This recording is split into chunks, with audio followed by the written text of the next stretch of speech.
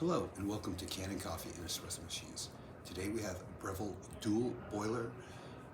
Came in with low steam pressure and it was not dispensing from the group head. We replaced the brew valve and secured the steam boiler. So let's go ahead and see how the shot comes out. Light prefusion.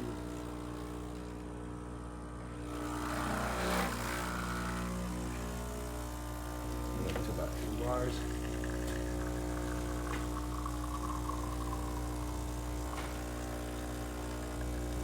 There we go.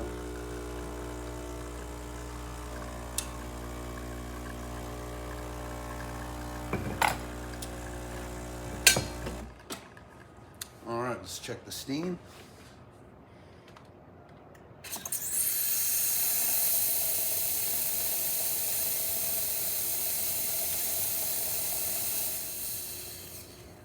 There we go, nice strong steam. Thank you for repairing with Kanen Coffee and Espresso Machines. If you'd like to see more videos like this, please subscribe to our channel, hit the bell. Thank you very much.